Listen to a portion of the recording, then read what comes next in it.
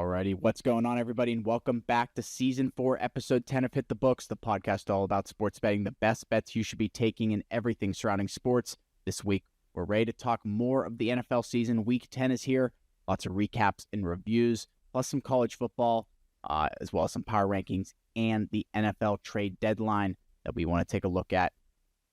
But let's jump into this week's episode and introduce my co-hosts, Huff, Ace, and Mackie. Ace, start us off here this week, Week 10 of the NFL. What do you got for us? Yeah, I mean, Drake May is really good. I'll tell that to everybody that's listening right now. But other than that, like, the NFL is in full swing there. A lot of good teams duking out. A lot of bad teams, too, which is crazy. I mean, I feel like the most bad teams I've ever seen at once.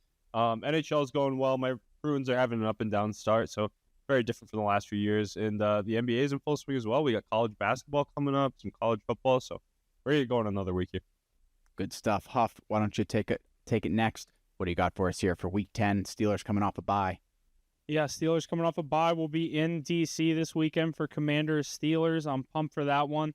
Obviously, sports are in full swing, like you said. College basketball, football, NBA, NHL, and NFL all into it. Obviously, a big week in the United States with election week. Mackey's going to do his election recap and tell us who he voted for and why.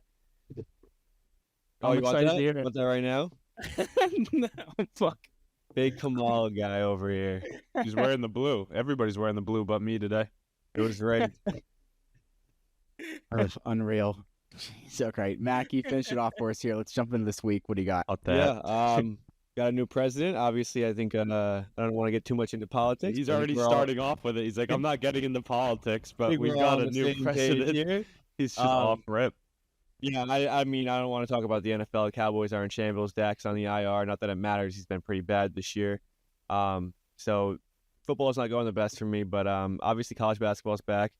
Me and Huff kind of just getting back into that. We didn't release any plays in the first day, but I think we went a combined 3-2 off the card. So things are looking good yet again in the college basketball world. And yeah, college football just getting down. College football playoff was announced. They announced their first ranking over a few days ago. I think it was Tuesday. So we can get into that as well. Looks so sick. That bracket just looks so much fun. I know. It's so appealing. I just can't wait for it. But yeah, other than that, not much going on. Lots of good stuff, boys. Little starting segment to get us going. With the Dwayne Wade statue being a hot topic conversation the past 2 weeks, it got Huff thinking what current athletes still playing will be the first to receive a statue outside of their respective arena when they retire. I thought of 3. I'll go first since I thought of this question. Obviously, my guy Crosby, I think, one team for that long, 3 championships. There's already a spot for his jersey in the rafters. So I think that'll be a pretty quick one. The other one, different sport, I think Steph Curry, Golden State, similar situation, all the rings, been there his whole career. In a league where there's not much loyalty to the team, he's obviously been there his whole career. You just saw him now moving on to a different area, Warriors basketball without Clay. Warriors still looking pretty good. Ace playing your Celtics tonight in a little grudge match between Jason Tatum and Steve Kerr. I'm blanking on who the fuck my third one was. Those are you guys two go, I'll locks. think of it. Those are 2 locks, though. Obviously, Ace, you're muted. I've been talking that whole time. That's crazy. What were you saying? Oh, a lot of different things. But I was going to say the one that was auto, I think I said 3 times, is Patrick Mahomes. I mean, that's the easiest one. He comes right to mind when I think of this question. I was thinking more guys that are like near retirement, but yeah, Steph obviously. Curry, Steph Curry, Sidney Crosby, Patrick Mahomes. Those are the 3 automatic. Is the question more so? Yeah, that's LeBron get one outside of Cleveland. Might get another one outside of Miami, and it can look like Dwayne Wade's. Yeah, right next to us. Yeah, LeBron will get one outside of Cleveland. I think that was probably my third one I thought of, but like the other reason that made me think of this was they asked Kevin Durant, "Do you think you'll ever get a statue?" And he's like, "Hell no." He's like, "Where would you put it?" Yeah, Golden State probably. He's been in Seattle.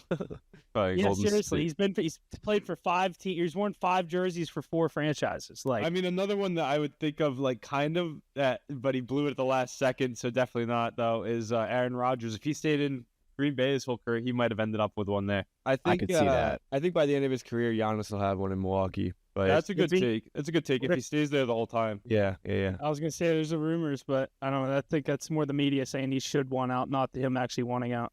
Yeah, I think he'll just have his legacy there. Luka Doncic, you can make a good case for him too. You could have a Dirk and Luka, the two foreigners next to each other. Kind of look sick down there in downtown Dallas. We saw that Dirk one last year. That was pretty sick, honestly. Any baseball. That's when no one said baseball. Current Clayton Kershaw, maybe. Statue's big. I don't know if Kershaw is like a statue guy. But think about how long he's been playing in the league and like how good he was. All for the Dodgers. Yeah, all for the Dodgers. There's a few more we got to think of easily. I mean, Aaron Judge.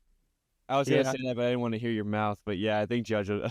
Yeah, I think Judge will get one. No World Series attached to it. I mean, if he doesn't get the World Series, how about this, Mac? If he doesn't get the World Series, he won't get one. I think he'll still get it. Does he deserve it? Not necessarily. No, but I mean, think he'll still the get it. pedigree that the Yankees have, based off their history, you can't put a statue of this guy out there if he doesn't win you a ring the whole time.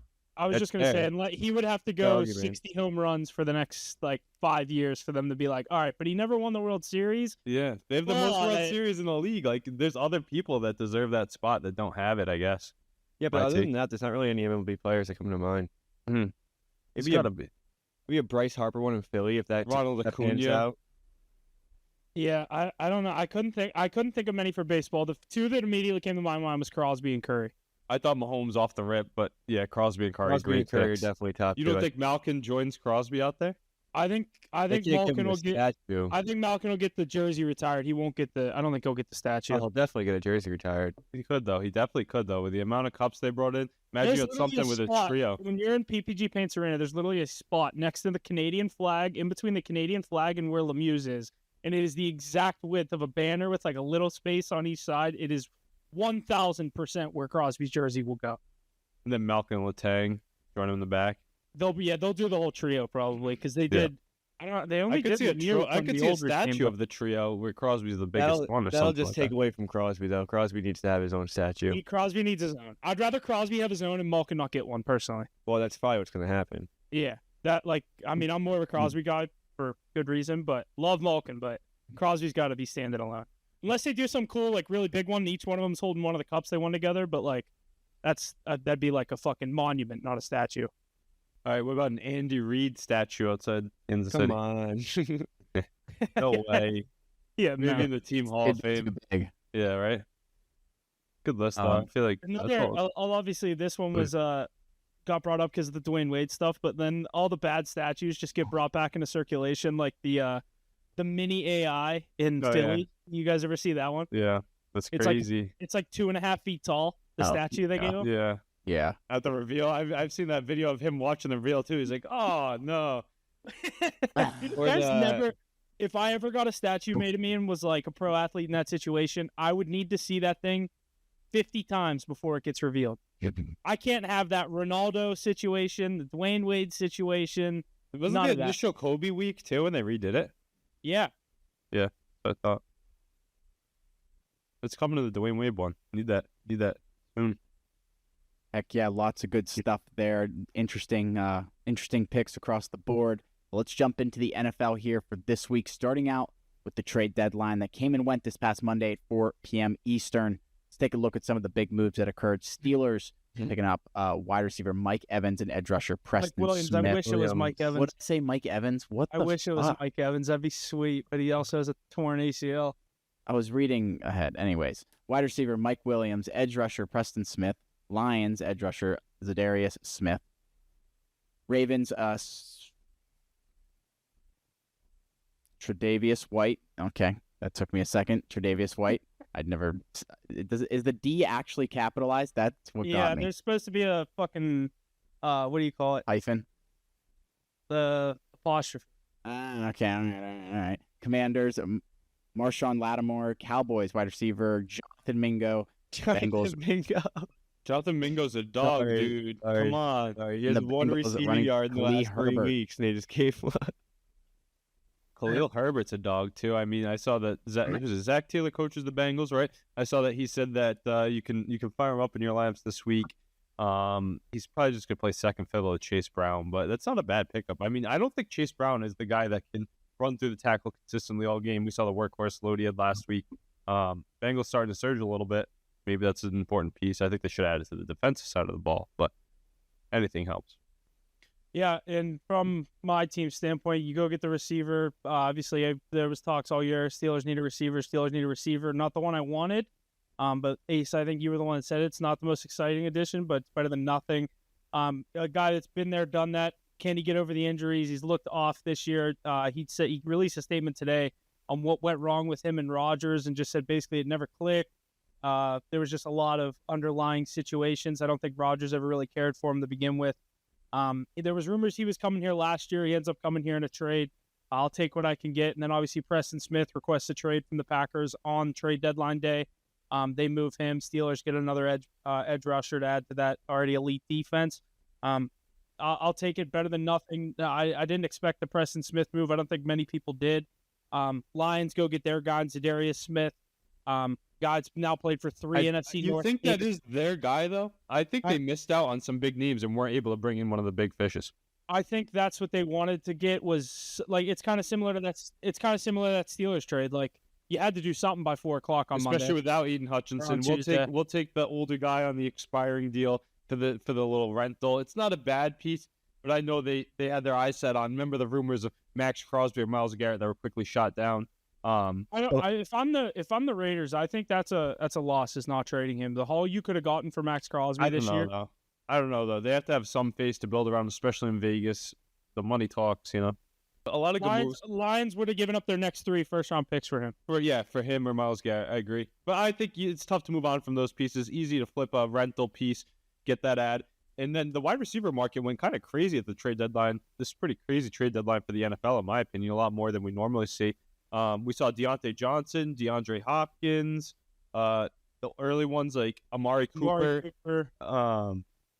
And then you guys get Mike Williams last week. Yeah, that's what I'm saying. Like it's crazy that the cheapest price was for the better receivers. Then Mack's team goes out and pays Jonathan Mingo for a 4th. It's crazy how he just has the most value. I guess people just look at the age and the contract. What's looking like age, contract, and Jerry Jones said he really liked him in the draft. Yeah, you like his 1 receiving yard in the last 3 weeks too. It feels like a move for next year. He was on the Panthers, Mackie. You got to give him a little bit of slack. It literally feels like a move for next year. Your boy Bryce Young, what? He can't give him the football? Bryce Young won this week. Settle down. I don't need any slander on him. He just tosses it up to Xavier Leggett. Saints. And Mingo was the 3rd receiver on the Panthers. That does say something because he was with Deontay. Everybody's always been so high on him. Even you see in like fantasy leagues, everybody's all over Mingo because I think of the talent is there. It seems like maybe the Cowboys are really looking ahead to next year by adding this rookie deal. We know they're tight on money. You get a playmaker that you can keep for another year on the rookie deal.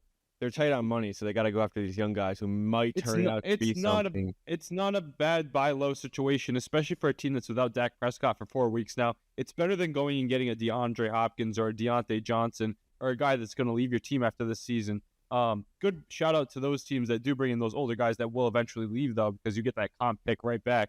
So you're making back whatever you spend to get that asset. But I think it's just crazy to see the receiver market boom. I think Mike Williams, the Jets cut their losses there. That's a good ad by the Steelers, though. I'm still high on him. He still doesn't look the same as he did in Los Angeles, but as long as he avoids his injuries on the field and he gets the targets, he'll put up better numbers than any other wide receiver 2 you had on the roster. So it'll be interesting to see how these moves I like that, too, because it slides Van Jefferson, Calvin Austin, either of them to the 3. Into their correct spot. Yeah. But Van Jefferson's been good, but obviously you don't want him as your 2. That's what we want for the Patriots. We just need one to be the 1, and then everybody else will slot into the spot. Yeah. It's nice to have George Pickens. Douglas is your 2, and Polk is your 3. If you guys could have got like Ayuk, that would have been a decent, like a pretty nice receiving core. KJ Osborne, Tyquan Thornton, Javon Baker, Keyshawn and Hunter Henry is a security blanket. I just can't believe we didn't trade any of them away. It's like nobody wanted any of these guys on the Patriots. We would have given away for 7. I would have taken Demario Douglas. That would have been a great. No, not him. Osborne, Tyquan Thornton. Those are the 3 that would have been out. KJ Osborne and Kendrick Bourne. Maybe. You were high on that Thornton guy last year. No. When we drafted him 2 years ago in the first round, he's the fastest guy in the draft. Didn't pan out at all. Can't run a route. I don't know. But also, it's the Patriots offense. It's a track star. You can't be successful with 1 million mouths to feed and not a lot of volume anyways. So it is what it is. But interesting trade deadline all around the league, I'd say. Heck yeah. Great recap there of the trade deadline here. Again, that was this past Monday as we get into the second half of the season here. Let's go through some of these Week 9 matchups here, starting with Thursday Night Football. The Jets taking down the Texans 21-13. Some close matchups this week, as well as some high-scoring poundings. Bengals taking down the Raiders 41-24. The Bills did not cover against the Dolphins, winning in the last seconds there 30-27. Ace, your Patriots going into overtime against the Titans Drake there. May showed some greatness real quick at the end, but couldn't get the job done in OT trying to force the ball. But that happens when you're a rookie, I guess. Yeah, Ravens pounding the Broncos 41-10. And Sunday Night Football, Vikings taking down the Colts 21-13. That was maybe the worst Sunday Night Football game I've watched all season. Yeah, they should have kept Anthony Richardson in, huh? He would be a little bit more exciting than that. Did you see what they asked Shane Steichen after that game? What? Did you at any point think about putting Anthony Richardson in this game, like when they weren't scoring in the third quarter? He said, no, not once. That's crazy because it was definitely running through his mind the whole time. But you guys remember the quote. And then did you see the clip leading up to the week is it's Flacco for the rest of the year. Why would you say it's not even temporary? It's not even a temporary move. They're sticking with them. Did you guys see the clip of Anthony Richardson standing on the sidelines in his helmet, yawning? No. Anthony Richardson, he's just got to mature a little bit more. He'll be good. I think I saved it on Instagram because I knew I was going to bring that up on the podcast. So let me try to find it. You guys keep going. Yeah, I mean, that game was pretty uneventful. Justin Jefferson taking over. Brian Flores doing a great job with that defense. No, I thought I saved that. I saved Dak saying we fucking suck. Well, they do. I mean, and that's why he just got punished by going to the IR. I guess it's not really punishment on that team, but he's out for 4 weeks now. The rest of the other games, the Ravens showcased that the Broncos are a weak team. I think they're the most overrated team at that win mark based on the schedule. That's the only reason they're at where they're at. A bunch of other teams aren't dead anymore. That's the most interesting thing, I think, going into this week. The Bengals come back to life a little bit with their record. Chargers. Broncos, Chargers are still right there. Do you think the Jets are still alive? Maybe with that win, with how weak the divisions have been. And then the Colts and the Jaguars, are they back in the hunt? I don't know. It's pretty interesting to watch because there's so many bad teams. It's crazy. Jets have this is their chance. Jets have a good schedule. At Arizona, home against the Colts. Colts are struggling. Seahawks are struggling. Those are 2 home games after all 3 of those teams. We're also looking at this Jets team like they're probably a top 7 roster in the NFL. So if they want to beat these teams, they can beat them. It's just what this team comes out to play. But those 3 teams all are potential playoff teams, maybe minus the Colts. They can easily beat all 3, but they could also lose to all 3. I think they'll lose for sure in Buffalo. And one of those Dolphins games for sure. They might lose to the Cardinals too. That team's surging. Yeah, that Cardinals team is pesky. Seahawks are tough out too. They hang with everybody they play against. I can see 3 losses on their schedule. How many do they have already? 3 and 6. All right, so they'd be what? 8 and 9. 8 and 9. And that might get you in the AFC. No, it will not. No chance. What do you think the last seed's going to be? 9 and 8. Bengals will be like 10 and 7. There's going to be a 9 and 8 team this year. Look at how low the win totals are. You think the Broncos and Chargers keep trending up? Chargers. 9 I like them. I like them, but yeah, that's what I'm saying. You think those teams are putting up 10 wins? No. The only other one that might do it is your Steelers, because they're already 6 and 2, and they just have to get 4 out of the last 8. Yeah, the Bengals would be lucky to get to 10. The Chargers and Broncos would be lucky to get to 10. That's why anybody is still kind of alive if you've got at least 3 wins right now. You just got to get to 9, and you're in the mix. That's why this game this weekend's so big for the Steelers, because this is like our last game before the divisional run. We thought this was going to be a nice, easy win before the season started, too. Yeah, that's why we picked let's go to D.C. I was like, cool, we'll see Jaden Daniels. We'll win that game. Now I'm like, fuck, they're 7 and 2, and we're 6 and 2. Yeah, but now it's a way better game, and you probably got a great I don't even know if that stadium rocks. Like, it's going to be for Jaden Daniels. Did you see last night when he was at the Wizards game? That place loves him. Did you see? I saw a video of Steelers fans giving him shit on the sidelines, and he was just like shaking his head, nodding it off. It was pretty funny. He's got that, as they all say now, that aura to him. There's going to be so many Steelers fans in attendance for that game. The Penguins play the Caps Friday in D.C., and then Steelers Commanders Sunday. Oh, it's a good little double whammy there. We have to take Washington on the money line each spot.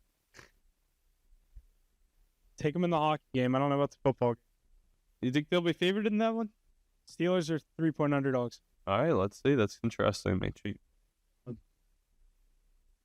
Alrighty, boys. Tons of good stuff there out of week 9. Moving into week 10 here. The Browns, the Packers, the Raiders, and the Seahawks all on the bye this week. But let's jump right into Thursday night football. Bengals and Ravens in Baltimore. Ravens the favorite, 6.5 points totaled, and even 53. Ravens minus 275 in the money line. Bengals plus 220. What are you guys thinking about Thursday night football? A lot of points for a game that was very close last 2 times these matched up. Mackie, go ahead. Yeah, I'm not gonna bet against the Ravens. I am gonna say I do like the Bengals plus the 6 divisional matchup. I think it'll be a lower scoring game. It's the only way the Bengals are really hang around, in my opinion. But because once that Ravens offense gets going, it's pretty hard to keep up. So I'm gonna say under on this game, but I do like the Bengals plus the 6. You will not see it on my card. The Ravens have bit me in the ass one too many times.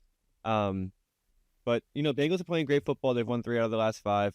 Not against the best teams, but Joe Burrow in November turns it up a notch, especially with Jamar Chase. And I like Chase Brown. I know Ace, you don't like him as much as I do like Chase Brown. I just don't think he's a workhorse. I think he can carry his load, especially with Khalil Herbert taking some snaps from him now. I like a close game here. We know how they for the AFC North. For Chase Brown, I'm just gonna say he's not. It's not that I'm against him. I think he's explosive. He's a great runner. I just don't think he's a every down running back. I think he's more of a change of pace guy. But we'll have to see. Another thing you forgot to mention is Derrick Henry is going to get in the end zone because that happens every week. He's at like minus 335 this week in the end zone. Do I even have to say it though? I know, but we just got to let people know. I mean, I wonder what you've got if you've rolled it over the whole season so far. It's probably pretty high, but especially with that first team or first anytime touchdown, I mean, smacks at least in half the games this year. Hey, so last week when it was just me and Mackie on, I told him, I said at the end of the year, I'm going to have Jesse make a highlight clip of every game when we talk about the Ravens. And it's going to be Mackie picking the other team's spread every single week. and he always losing. It's going to be like week 1, Ravens at whatever. And then he's going to be like, give me the Bucks plus 5, whatever the spread is. I guarantee you the whole season and not pick them. Yeah. I mean, even there, he said you're not betting it, but you like the Bengals. I do like this to be a lower score. I think under 53. I'd love to see the Ravens lose this game. Bengals are getting hot. They're 4-5. They need this one. Ravens obviously trying to catch my Steelers for that division. I'd love to see the Ravens lose this week. I'm going to avoid a side on this one. I think Ravens win it. Bengals cover under 53. Second time these teams are playing this year too, so that changes a lot as well. Ravens obviously won the first one. Probably shouldn't have won the first one, but a few balls went their way and they ended up winning in overtime. But these teams play each other real tight. They know each other very well, so it should be a close game.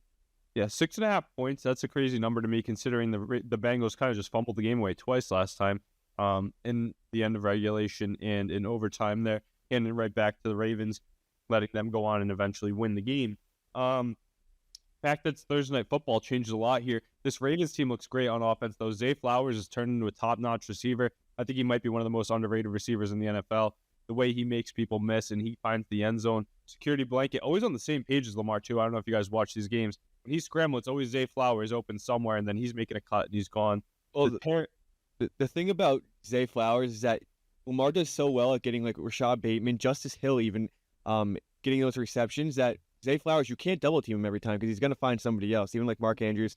So whenever he's so quick and so agile, when he just gets out there in open space and you just can't catch him, and the yards after catch are crazy for him too.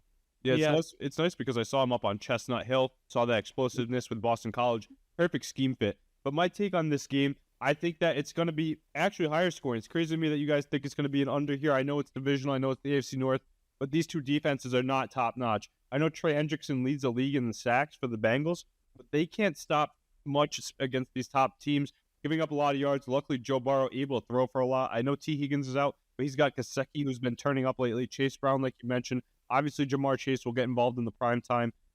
Ravens countered it by bringing in Trey White since they couldn't stop the pass last time. But Lamar's going for that third MVP, and he's been perfect in the pocket and extending plays with Derrick Henry, the best running back in the NFL, 1 and 2 in the MVP conversation or Offensive Player of the Year conversation, in my opinion, at the moment. So I think that they're able to continue scoring. Joe Burrow will keep up to make it close. Don't like a spread on either side, but I do think it goes over this week with a lot of points. Does anyone know if the Ravens are wearing black? Wearing purple. The purple helmets. They're debuting this week. Right. Yeah, I'll take the Bengals with the points. I'm not actually betting it, but those uniforms are fucking terrible. Yeah, it's gonna be tough seeing Derrick Henry with like a pair in those ones, but Looks listen, like maybe they'll look better on. Maybe they'll look better on. looks like an XFL logo. Yeah, it looks like an XFL or like an expansion team logo. Yeah. Maybe if they'll look better on, hopefully. That's what a lot of them, I think a lot of those white jerseys too, or white helmets kind of throw me off. But then when you see them on the field, they look cooler. So that'll be something to watch too. I wish they had the original color rush jerseys like they used to have. I missed that Thursday Night Football. I missed the Thursday Night Color Rush. I saw a post on that on Twitter like last week. I was like, damn, this was legendary. Not only whenever you got like Jaguars, Dolphins, they also were wearing like fucking gold and orange uniforms. Yeah, the mustard. Yeah. The Rams jerseys, the Bills were pretty sick. Remember the shootout between the Rams and the Chiefs? That was the mustard versus ketchup game. Yeah, vintage. The Chiefs green highlighters. I mean, yeah, bring that back. But this will be a great Thursday Night Football game. I think Lamar continues his success. They're just playing great football right now, so that'll be a good one.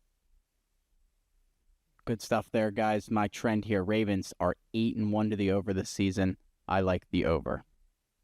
Their games have been averaging 55.7 points a game. Alrighty, let's keep it moving here. 9:30 a.m. in Munich, Germany on Sunday. Giants and Panthers. Giants the favorite, 6.5 points total, 40.5. Money lines are the same as the last one, minus 275 for the Giants. Panthers plus 220. What do you guys think about the game in Munich? Let's Sunday keep morning. this one quick. The NFL hates Germany, clearly sending these two teams over there. This is what they get. Yeah, I'll take the Panthers plus 6.5. I don't like it. Nobody likes that, I don't think. Xavier Leggett's good. I hit though on that anytime touchdown. We kind of called Panthers money line on the card. More so the spread. I should have taken it on the podcast though. People were asking. I said long try of the day. Give me the Panthers. Easy matchup, but not as easy of a matchup this week, I don't think, honestly. So it's going to be tough. I don't know what Bryce Young is going to do against one of the best defensive lines in football. So maybe you take the sack props. That's the best thing. Maybe Malik Neighbors to do his thing early on. Other than that, Tyrone Tracy looks really good too. Second year as a running back. That's crazy to me. But I think it's going to be a tough watch, but you might hit some good props with the star players on the Giants. Yeah, I'm going to go with the under 40.5. Easy. Shitty game. Who do you think wins, though? I got the Giants there. Yeah, I'll take the Giants too. Not betting on Bryce Young. What are you, crazy? The offense might look good. You know the times when Daniel Jones looks better than they should be, and that's the reason that he has a job in the NFL? This is a good spot for him to do it. Wandale and Malik Neighbors should have high success. Tyrone Tracy will too. D-Ball is a better coach. I just think they're able to scheme it. And that D-line, is that the top D-line in football? No. If Thibodeau healthy, Thibodeau, Burns, and Lawrence? I was going to say, Thibodeau hasn't been healthy all year, so it's kind of hard to say. They haven't really all played together. Ojolari looks like a top-end guy playing with those two, I thought they were going to trade him. If the Giants lose this game, do they fire Dable? I think Daboll's too good of a coach to fire, and there's not many good coaches out there. You have Daniel Jones at quarterback. You don't give him one more chance to develop the quarterback he wants. If they learn how to tank and they had Drake May right now, imagine those Giants with Drake May and Daboll coaching up the way he coaches the offense too. I know what you mean. He coached up Josh Allen. Panthers are coach killers. They did it last week to the Saints. I think if they win this game, Dable's gone. You think he's on a huge hot seat though? I mean, Giants have sucked historically, like the past 5 years. Bad, so, though. Yeah. We'll see. I don't know. This is a terrible game. Yeah, rough game. 9:30 a.m. Will not be watching. Moving forward here to the 1 o'clock slate, though. Patriots and Bears in Chicago. Bears the favorite, 6.5 points. Total 39, a low 39. Bears minus 275 on the money line. Patriots plus 230. The trend I got here that does not favor your Patriots ace, sadly. The Bears are 4-0 against the spread at home and have gone over their team total in all 4 home games. I do not know what the team total set at, but I like the under. I know you just said you think the Bears have been putting up points at home. I think this is a lower scoring game. I think obviously Chicago, we're getting into mid-November. The wind, the weather starting to come into play in some of these games. Give me under 39. I think this will be a slower game. Bears haven't scored a touchdown in 3 weeks. Yeah, and I think this is actually a good spot for Caleb Williams to get things right. Like Jesse said, at home, a lot more confidence in that Patriots defense. without Christian Barmore, without Juwan Bentley, without Jabril Peppers. They're missing their best player at every level. They're going to get ran all over, and they're going to get thrown all over. They're going to give up a lot of points. Drake May does move the ball very well, both with his feet and with his arm. We've seen that throughout every game against a weak Bears defense as well. I think two very weak defenses here. Both rookie quarterbacks are able to have big games. I could see them combine for over 5 touchdowns. I wouldn't say the Bears have a weak defense. I don't think the defense is that good. I would put it in the second tier of the league. I wonder where they sit for points against per game. It's probably not that bad, actually. But I just don't think of it as a top defense. I think that this Drake May has proven he can put up points against anybody. But I know Caleb Williams and the Bears will put up points against this week Patriots defense this week. I like the over here. I think both teams, those two quarterbacks, top 3, 1 and 3 pick, are going to show why they went that high. They're going to come by 5 touchdowns apiece. I think 3 for Williams and 2 for 5 May. apiece. Chicago's tied for 5th opponent points per game. Yeah, what is it, like 18? 18.5. Yeah, I think the Browns. I think the Bears defense is pretty good. Obviously they got lit up last week, but when Kyler Murray gets going, especially the way that the game was going, things just weren't going their way. I'm done taking the Bears 2 weeks in a row. It was the Hail Mary that killed me, and last week they just didn't want to play football. I think that they cover this game. I think that they obviously win this game as well. But yeah, I'm not going to be taking it. I think Caleb Williams, like I said, I think it's a good game for him to get back on track, start slinging that football again. I do lean on the under, probably my favorite play in this game. But it's crazy. I'm surprised you guys think that. Like, Drake May's put up points for the Patriots every game, and I know the Patriots are going to give up a lot of points here. Big stack game for Caleb. I like the Bears defense against a really weak O-line, and I don't think Drake May is going to be able to do much with no time to move the football. Those feet, dude, it's like Kyler Murray. It's not even that I think Caleb Williams is going to have a bad game. It's the Bears coaching staff is like in turmoil. Not very good. The plays they call for him are not putting them in good positions to score. That's more why I think Bears win this game like 20-16, ugly. Oof. I think it's 20-14 maybe. I could see 27-20, 27-23. He's made them a lot closer than they should be. I think the Bears still cover with that score, right? 27-23. I can almost guarantee the Patriots don't score 20 points. All right, we'll see. We'll see this week. I bet you that Drake May will get at least 2 touchdowns. Caleb Williams 3. That should put us towards the over. A fun one in this one. Each quarterback throw a pick. That would be a value bet there. We'll see. I think there's touchdowns galore between the 2 rookie quarterbacks this week. 1 and 3. Not the hype teams, but the hype quarterbacks going at it. I think it'll be more exciting than you think. Alrighty, next matchup here in the 1 o'clock slate. 7-2 Bills heading to Indianapolis to see the Colts. Bills the favorite here. 4 points for them. Total 48. Bills minus 210 on the money line. Colts plus 170. The Bills have gone under in 16 of their last 21 road games, including 4 out of 5 games this season, failing to cross the 45-point mark. I feel like this Bills team has to come back to earth a little bit at some point. I don't think they're as big of world beaters as they have been the whole season, but maybe they are. They did last week when they slipped that game up and let the Dolphins come back. Yeah, but they still held out and won. They did that in week 1 against the Cardinals too, and that was with Tua. But is this team good? How good is this team, I guess? I mean, they're third in our power rankings, so we have them the second best team in the NFC. Do you think this team will continue their success, though? How good they've been, though? Do you think they'll carry it through the playoffs? I mean, this is a different Josh Allen we're seeing. No Keith Coleman this week either, though. He might be out for 2 weeks. This is a very weird spread. Colts not scoring an offensive touchdown last week. Obviously, Flacco, people were very confident with him. They don't score an offensive touchdown in that game in Minnesota on Sunday Night Football. They're only a 4-point dog against a 7-2 Bills team in a dome. Josh Allen doesn't get to play inside very often. This is a game where if he's going to put up 40, it's this game. It's notoriously hard to go into Lucas Oil and win a football game, though. So I don't know. I do kind of lean on the Colts. I know I took them last week. They kind of burned me. They do have a really good against the spread record this year. Joe Flacco can maybe come back after that pretty shitty performance. I don't love a play here. I do kind of lean on the under again. I like a lot of unders this week, but I think the Bills' offense kind of gets stifled a little, which lets the Colts kind of just keep up. I can see the Bills still winning this football game, but I lean on the under and the Colts plus 4.5. Yeah, this one's very interesting. I feel like Joe Flacco is going to get that offense going like he was before. That's the reason they're sticking with him.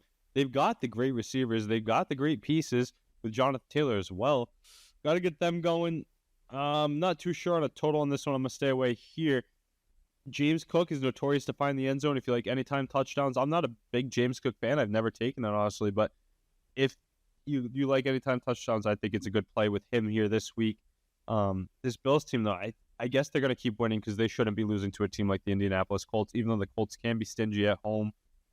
Give me the Bills on the money line. Not a bad parlay piece. I feel like it's going to be too popular for me to add into anything, though. A lot of money will probably be on the Bills here. Lots of good stuff there, boys. Keeping it going in the 1 o'clock slate. Chiefs and Broncos in Kansas City. Chiefs the favorite, 8.5 points. Total 41.5. What are you guys thinking about this one? Chiefs undefeated here this year, and I believe it's 17-1 straight up in their last 18 against the Broncos. Yeah, 8-0, but Jesse, you want to find there against the spread records, Hard especially to bet against, on. They're hard to bet especially on. against more than a touchdown. Ace, I told you that a couple weeks ago with the Raiders +8. I took that one. They're Should have 5-3 taken the Bucks against the spread. +9, but that was after a terrible Sunday, so I didn't want to force it.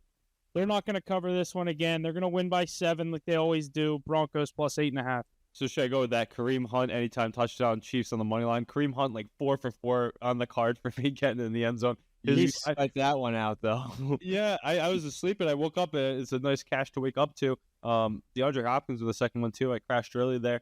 But I've watched those Kareem Hunt odds on my card. Like, they've jumped so much. It was -105, -125, -140. Now we're getting to the range where I have to parlay them with the money line in order for it to not be too hefty of a wager. But they've come to life. DeAndre Hopkins with a pair last week. He looked good. Travis Kelce looked great. Kareem Hunt looks vintage. But yeah, they don't score points regularly for some reason. It's like their foot isn't on the gas all the way for any reason. The defense is with Spagnuolo, which makes me lean the under here with how good the Broncos defense is too. But how can you bet on the under when Bo Nix is playing that way and you have all those weapons on the Chiefs offense? I mean, should be a good game. I also think the Chiefs should have lost that game. Bucks should have just went for 2 and said, fuck it, let's see what happens. How do you not go for 2 there? Yeah, but the Ravens just showed that the Broncos are a terrible team. But it's the Chiefs, and they don't crush people. This is one of those put the players aside historically, even in the past 5 years in the Mahomes era. It's a close game. Broncos always win one against Mahomes, and the last 2 years they did with Russ. They usually win one against Mahomes, and they usually cover the other 2. Look up the record. I know Russ is 2-2 against Mahomes as a Bronco. Maybe 3-1 actually. First year I think he went 2-0. Don't quote me on that. I'd say 2-2. Mackey's looking right now. Yeah, look it up. I'm swept that division 2 years in a row. I swear. I don't know if you've looked up the numbers, then you would know. But this is just one. Chiefs don't cover spreads of 7 or more. It's tough to bet on the Chiefs, and it's tough to do things like Travis Kelce doesn't get in the end zone anymore, but his reception props hits. DeAndre Hopkins just scored twice. I don't know if he'll score again this week. Kareem Hunt's the only automatic given on that offense right now. On the other side, the Broncos, Courtland Sutton looks great. We all knew he was. And Bo Nix is stepping up to the moment. He's running for his life at times, but it works out usually pretty well. And that defense is stingy. Sean Payton's a good coach. Should be a close game, but there's always just that back of your mind thought like, wait, this Chiefs team is going to put up 45 points and crush them. But that's why it's tough for me to bet on this one. Don't know if I have an official play. This could be an exact spot like last week in Baltimore. They could lose this game 41-10 if they don't cover. Yeah, you could just throw the Bills with the Chiefs on the money line. That's not a bad 2-teamer. I think if you tease them down to 2 points, it's pretty much a lock here. You can find another game to tease them with. That. I was looking at the Chargers over the Titans, get them down to 1.5. Patrick Mahomes seeks 14th straight win versus AFC. Oh no, that was 2023. Broncos beat him last year. He's 32-5 against the AFC West. They might have beat him last year. Hold on, I'm just looking up Russell Wilson versus Patrick Mahomes head-to-head record. Versus AFC West history doesn't show you shit. All right, so let's see. The last time they played, so head-to-head, Russ is 2-3 versus Patrick Mahomes. Yeah, he's got a couple wins, I bet, with the Broncos. Had to have been. He didn't play him with Kansas City or with the Seahawks. I doubt. Maybe once. Yeah, maybe. I was gonna say it's probably 4 times with the Broncos, and he 1 time when he was at Seattle. Yeah, that's what I guess. Maybe he beat him when he was a Seahawk. I don't know. I knew he had 2 wins against him. I just didn't. I didn't count into effect that he might have played him with the Seahawks too. I thought he was 2-2. Yeah, 2-3 though. That's not a bad. I mean, yeah, so the Broncos, it's not a bad stat. 2023. Last year he beat them 24-9 in Kansas City. At Denver. Okay. 24-9. So he's 1-3 against them. As a Probably- Bronco. Yeah, he definitely won a game in Seattle. He then. beat him as a Seahawk. Okay. Yeah. But regardless, he was good. I don't think Broncos stand a chance in this game. I like to tease them down. They got Obviously. exposed, didn't they? Who? The Broncos last week against That the game- Ravens. They're that kind of I team. mean, They're either that- going to be in it or get killed. That's what I'm thinking. It's Yeah. a division. It's just scary though. The Chiefs don't blow people out anymore. Divisional matchup too, so you got to be weary. We'll see if any of us have an official play on this though. I don't think so. Alrighty, next game here, Atlanta Falcons and the New Orleans Saints in New Orleans. Falcons the favorite here, 3.5 points total, 46.5. Saints are 2-9 against the spread in their last 11 games as a home underdog. What do you guys think about this one? Under 46.5. Yeah, I mean, I'm not touching any Saints games. I haven't all year long. Don't think I'm going to start this week with the new coach. If he plays, I'd probably go with another Drake London Interim. touchdown. Interim. I don't think it works for the Saints. They're so bad. You think this is the one time it doesn't work? Yeah, I don't what's think. tough is about the Drake London touchdown. If the game is not close, Well, yeah, he has to get it early, or he doesn't get it. but the thing is, what if? All right, so let's just spin this reality real quick though. You know, guys, stay away from this game because what if Derek Carr got healthy now after 2 weeks or 3 weeks, 4 weeks, however long it's been? He just got a full week of practicing this week, and I know Olave's out, and I know Shaheed's out, but what if they just score points again this week? I mean, I'm just staying away. That's Saints. Yeah, Weird. that's a big It's- if. Way Yeah, too a many lot of winners. Yeah. Yeah, but I like the under as What- well, Hoff. What if Carr got healthy? yeah, What was the other one? What if What if they I scored know there's no points? Shaheed, I know there's no Olave, but what if he got healthy and just found Foster Morrow for 3 touchdowns? Yeah, Found the Alvin whatever his name Kamara, is. What was the Bob guy you were going to Means. bet? Bob Means. There you go. Bob Means, his reception prop hit that week. Come on now. But yeah, no, I mean, I'm not touching this game. Falcons should win. Just 'cause they're the better team. Bijan Robinson, Tyler Algier, probably We both should get just in the end ban zone. talking about the Saints. They're I can't stand that team.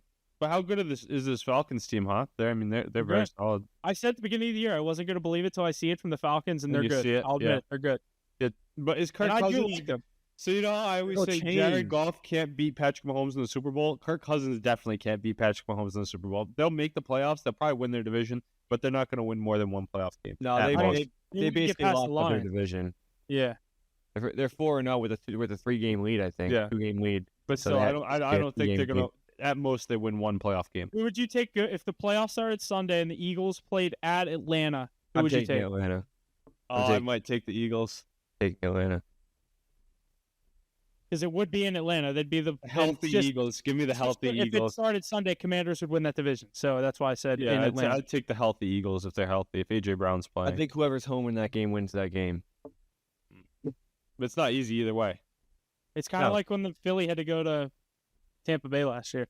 Yeah, other teams they could see the Minnesota Vikings. Like I think the Vikings could beat Kirk Cousins. That'd be an interesting storyline there. Or Kirk Cousins beats the Vikings. I Cousins is a lost good I team lost a around. lot of faith in that Vikings team watching them on the first half on Sunday. Just their decision making, Third straight their game. play calling. It's crazy. What the fuck Third happened straight to them? game. Defense is playing well though. That always helps out. And with the star power they have on Why didn't offense, they add at the deadline? I expected them to do something they added too. They Cam didn't- Akers. yeah, but like they had him, so I feel like they They really don't just have like money. I don't think to have spend. They Aaron spent it all on Jones. everyone I else. think they just like lent him to the Texans for a few weeks. I don't think they really ever got rid of him. Yeah, the Texans didn't want him either. They have too many other good running backs. They just needed him while Mixon was on the We got field. the Texans and running backs. What happened to Damian Pierce? He's still in Houston? Yeah, he's RB3 behind Oga Bungalow. Obviously after Joe Jeez. Mixon. He fell off. He was supposed to be like, he was a stud in fantasy. Was it last year? Yeah, he was decent his rookie year. Just decent as a placeholder because there was nobody else on the depth chart. Yeah. And then they got Devin Mixon. Singletary funnily was, but they just didn't want to play him. He actually looked good with the Giants, but Yeah. I guess they It was wrote out that Singletary and Pierce. Yeah, but Pierce just got the works. He was a rookie. They thought he was going to be good. They wrote him out, and then they realized you're not that good. We'll get Joe Yeah. Mixon, He and we'll just get a ran his pass legs to catching the back. ground and then moved Yeah. on. Yeah. Alrighty, boys. Next game up here in the 1 o'clock slate, the San Francisco 49ers and the Tampa Bay Buccaneers. The 49ers are the favorite here. 6 points for them. 51's the total. My trend is these teams are combined 12-5 to the over this season. That totaled a high 51. What are you guys thinking? You I know like who's the over. back? CMC is back. You know who's back? CMC, Mr. team- Automatic. This team automatically changes completely right there. And there's no Mike Evans, no Chris Godwin still. I know the Bucks looked Baker good last puts up week. points. Definitely could have got that win against the 7-0 Chiefs last week, but I like this Niners team, especially with CMC. I think they run through CMC. I think everything else opens up whenever he's on the field. More confidence in the defense and everything. I think they cover the 6 points here, even on the road. Yeah, the confidence goes through the roof. Also, George Kittle's the leading tight end on the season this year. I think he continues his dominance. It gets even better with Christian McCaffrey able to set the play action. He's the biggest beneficiary of it. Deebo Samuel's looked great today. You just got to make sure he's healthy. Ricky Purcell getting more up to speed. Jawan Jennings, hopefully he's back in the mix. Then you have Garendo and Mason behind CMC to spell them. Those aren't two bad guys to throw into the locker room as well. Nick Bosa is going to be fired up, as we rightfully know. I think they win this week, definitely. But Baker's a dog. Kate Otton's great. Mackie and I both cashed out on the card with his props last week. He's going to continue to eat. That trio at running back is really good to watch, too. So it's going to be a competitive game, but you got to think that the Niners win by putting up 31-plus points this week. Give me the over. Yeah, I like over 51. That's my favorite play in this game. I think Niners get up in that 28-31 territory, and I think the Bucs will do the rest for me. It should be a better game than expected, though. Baker Mayfield, good quarterback, worth the money. One more little thing here. The Tampa Bay enters the game on a 6-game over tear, with the games having an average combined score of 62.6 total points. They've been crazy games to Yeah. watch. They've been a part of some. They've been a part of some that Falcons Tough game that got losses. crazy.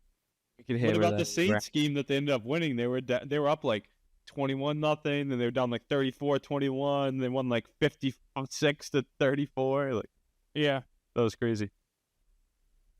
Alrighty, next game here: Steelers and Commanders in Washington.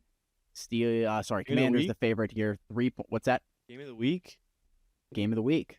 I was going to say that, but I don't It's like to make 4:25? assumptions. No, it's a 1 o'clock game. matchup.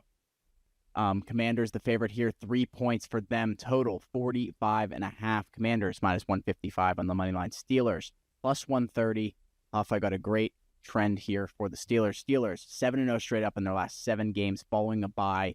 On top of that, Mike Tomlin has been taking full advantage of extra rest. Pittsburgh's defense is especially strong in these games by holding 6 of the last 7 opponents to 18 or fewer points. What are we thinking here, Huff? Get us going. Yeah, it's going to be a tall task with an explosive quarterback like Jaden Daniels. He hasn't played a defense like this. I was looking through their schedule. Giants twice, Bengals. Obviously, Bengals weren't the same team they are going into this week when they beat them. I forget some of these other teams. Panthers, they absolutely millie rocked. There was another team in there that wasn't too impressive, but I'm going to go with my Steelers. I think this is a Tomlin is an underdog game. Don't overlook Tomlin as an underdog. 3-point. They're getting 3 points. I'll probably take the points just in case. I think like I said, it's going to be a tall task with Jaden Daniels. I think he'll get his. Give me the over 45.5. I think Russ will do his job too. Steelers offense obviously you get the piece in Mike Williams, take some pressure off George Pickens. Najee Harris will get in the end zone. He'll have another 100-yard game, or hopefully like he has been. Like him more to get in the end zone than on the yards, but I like the Steelers in this spot. I like the over. I just think Jaden Daniels and this Commanders offense hasn't played a legit defense yet. Yeah, I think that this game will 1,000% come down to final possession. I think a great opportunity here to tease the Steelers up to 9 points. I can't see them losing by more than 9 points in this game. I think their defense is going to be a problem for Jaden Daniels. Even though Jaden Daniels is definitely going to get his as well, he's going to have to adapt in the first half to this defense. That's why I like the over. I think they'll contain him, but he's going to get his. He hasn't really seen yet. Then on the other side of the ball, I mean, Russ has looked good. So I like the Steelers and the value on the money line. I just think it's safe to tease them up. But this is going to be a really good game. It's going to come down to the wire. You got to see a big game out of Najee. You got to see a big game out of maybe George Pickens. Is Mike Williams going to be dressing this week? Probably. He was at practice today. Yeah, I don't know how much of an impact he's going to have, but it definitely opens up the field for the rest of them. So, yeah, give me the Steelers teased up 9. Mike Williams was in New York for 9 weeks. He didn't know the plays from a whole offseason through 9 weeks. So I don't know how many plays he's going to learn in 5 days in Pittsburgh. The go route's always a good one. Just go out there. Run. Jaden Daniels, rookie of the year, incoming. Every time his back's against the wall, he seems to come through in the clutch. The one spot I saw him kind of struggle was against the Ravens, another AFC North team, but that was in Baltimore, which is a much tougher spot to play than at home.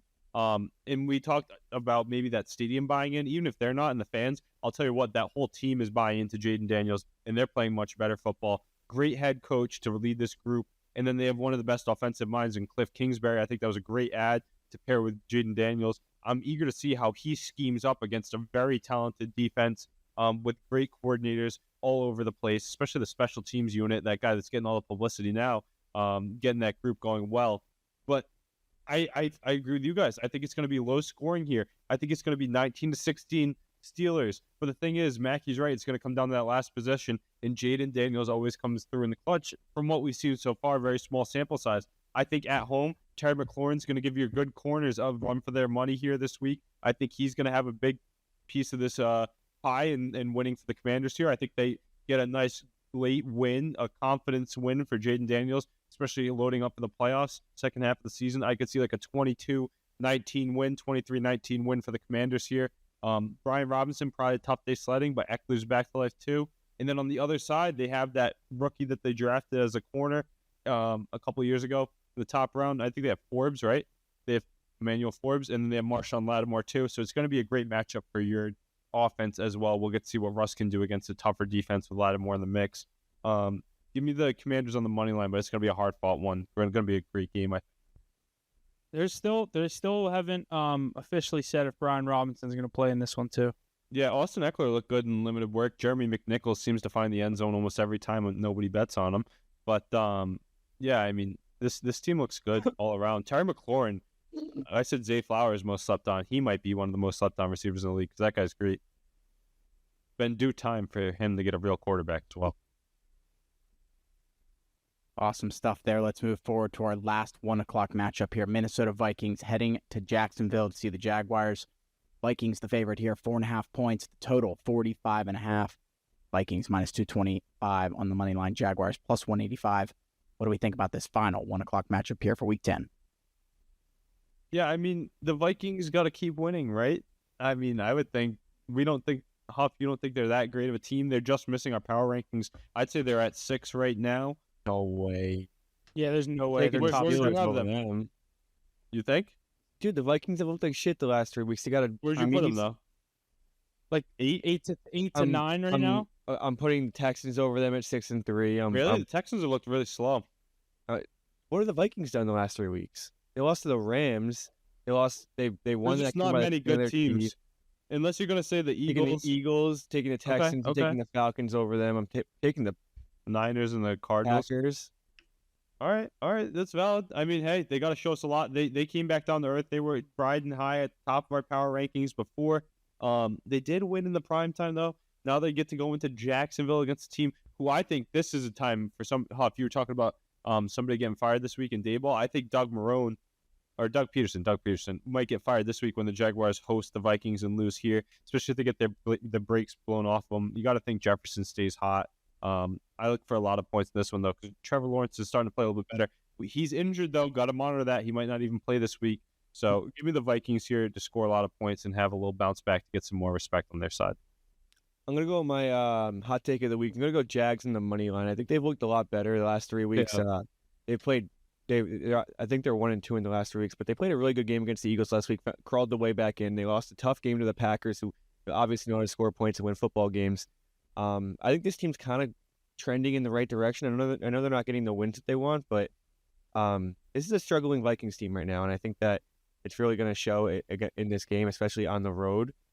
Not big on Trevor Lawrence. I just think he does just enough or out.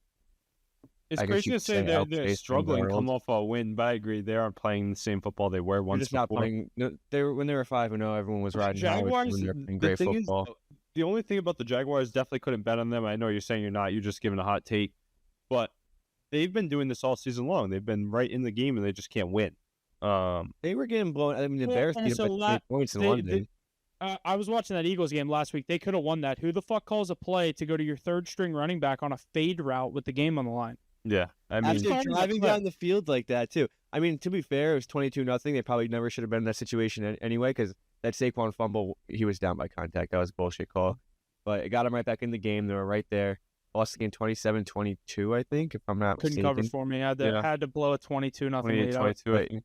I mean, I'm not going to say that they deserve to be in that spot, but they were, and they're finding ways to put points up on the board. So I think finding ways to lose. It seems like though. I think Doug Peterson's on his way out if they lose this game, especially if they get beat bad. Trevor Lawrence is too good of a talent with what he has around him to be doing that. And if Trevor Lawrence doesn't even play this week, or if he's limited, I don't think there's any chance they win this game either. He has to be superhuman for this team to be victorious. And I think that's asking a lot of an injured guy with a rough coaching staff, even though I was high on Doug Peterson before in his past play. The only thing I really like in this game is the over 45.5. I think it'll get up there in scoring. Jefferson should have another big day, though. Hawkinson got involved again. Yeah. Book him for 100+. That was the most bullshit way I've ever lost the first touchdown in my fucking life. That was crazy. They were avoiding him. Pick up the flag, too. Oh. It was the flag, and he could have been down by contact, too, or something. It was just, there were so many things. I turned off the game right there. I literally said, I'm going to bed. Fuck so many things that could have happened there to, like, negate the touchdown. As soon as he was running with the ball, I'm like, oh, flag. This is coming flag. back. I'm like, this is coming back. Down. Yeah, and then the guy's grittying in the end zone. I'm like, well, of course he's going to sell. He, sell the call. Like, I get his side of things, sell it. Then the ref comes over. There's no foul for no personal foul on the play. Touchdown. I'm like, what play did you just watch? A whole different fucking game? That was crazy. I'll be back at it this week, and he's going to be positive on the card this week. I'm calling dude, it. I wouldn't say that. I've been negative the past 6 weeks. It's been bad. You're here, though. You're here. It's been bad. Alrighty, that wraps up our 1 o'clock slate. 3 games here in the 4 o'clock slate, starting out 4:05. Titans and Chargers in LA. Chargers the favorite here, 7.5 points total, 38.5. What are you guys thinking about this game here? Under. Love the under in this one. Titans I said obviously. Go ahead, Mackie. I said it earlier. I like a good. It's a good teaser opportunity. I think the Chargers are finding ways to win football games. Titans are kind of doing the opposite. Chargers have they've kind of surprised me a little. That defense has been lights out. Yeah, lights out, and I've talked shit about them for 9 weeks now, but I'll give them their flowers against a 2-6 team here. I think Quentin Johnson, the resurrection of Quentin Johnson is real. He's been hurt too, and he came off of injury last week. He looked great. Josh Palmer, that's a good connection. They got rid of Mike Williams and Keenan Allen and Austin Eckler. Reset his whole offense. J.K. Dobbins looks great. Yeah, Lad McConkey's great, one of the top young receivers in the league. J.K. Dobbins has been perfect and a great value signing. We knew how good he was. It was just could he stay on the field, and he has so far. With Vidal behind him, the rookie showing glimpses too. Then a great defense and a good head coach in Harbaugh, and now they're right back in the mix. I think they're the most believable team out west besides the Chiefs, and Justin Herbert might just be a good quarterback like we predicted, Mac. Yeah, until he gets to the playoffs and he loses a football game. Hey, we'll see. Yet again. I don't think the deal we made, or whatever, me and Ace were defending him, I don't think we ever said he was going to, win a fucking go to the AFC Championship. He was good. He's never won an important game in his entire career, and I've always said he's a very good quarterback, but you cannot sign this guy to $300 million until he wins an important game. I would sign him he to lost that. to Derek Carr and the Raiders in Week 17 to make the playoffs. He lost a 30. That was Staley. Oh my God! There's more that happens than just a timeout at the end of the game. But that coach is terrible. That coach cost them seasons. You're at home, season on the line against the Raiders, and you can't win the football game. That was one of the worst coaches we've ever seen. That was one of the worst coaches we've ever seen. You understand that game was going to tie, and they were both going to go to the playoffs. Negate that one. 30-0 at halftime. You lose 33-3. That's a coaching. It's coaching. It's defense. Get a fucking first down. You might have had 1 first down in the entire half. I don't care what you're calling on plays. You can get a first down as a top 5 quarterback in the league. I'm not saying he's top 5. I'm just saying he's good. You guys are saying he was top 4 when we were having this. Yes, you were. Oh my God. I think we said he was like 6. When he signed his contract, you guys were slobbing all over it. He's good. I'm going to say, quarterback. He has the potential. He got there in Dallas. He has the potential to be a top 4 quarterback. Ace, and this has nothing to do with Dak Prescott. He has the potential to be a top 4 quarterback. Win an important football game, and I'll give him his flowers. Before he does that, I can't say anything nice about him. But this might be it. You get rid of Brandon Staley, you bring in a Harbaugh, and the light bulb just turns on, and a very good prospect coming out of college. When he does it, he's doing it with no help. Guys like Quentin Johnson that he's building up, Lad McConkey, not the top wide receiver in this draft. You just gassed up Lad McConkey to the max. J.K. Dobbins, a $2 million running back. Listen, Justin Herbert is a good quarterback. He's the least clutch quarterback maybe of all time up to this point in his career. And He just needs to Derek win Carr? the game. All I know is 2 years from now we're gonna have this conversation about Bryce Young too. And I'll be waiting. Oh for my it. God! Clip that! Clip that! Chat, clip that! Chargers though, yeah, Chargers win this week. The Titans aren't a good team. They got a free win against the Patriots, who are reeling, but I guess they want that top pick. Chargers, good team. They find a way to win this one. They're gonna pound the rock. Dobbins over 100 in the end zone. Agreed. Because he can beat those shitty teams. The thing it's tough also if we're gonna stay on this game, he's never gonna win the division with Mahomes. So it's like he's always a division. He's always a wild card team going away in the playoffs. But we'll see what happens this year because I do think they do make the playoffs. Excuses more for Justin Herbert. He's gonna have to go to like 2 Buffalo. I'd love to see. If the Steelers win the division, I'd kill to play the Chargers in the first round. That'd be an ideal matchup for the Steelers. Yeah. Especially in the AFC with all the juggernauts out there, you'd love to play the Chargers. And if we're a wild card team, my favorite team to go to would be Houston. But you don't want to go to Buffalo. You don't want to go to Kansas City. We've done that. We've done that the past 2 years. I'm good on those teams. I just want to hope they lose or beat each other up. Alrighty, my trend here. The Chargers are 7-1 to the under this season. So definitely a solid play there. But next matchup here, Eagles and Cowboys in Dallas.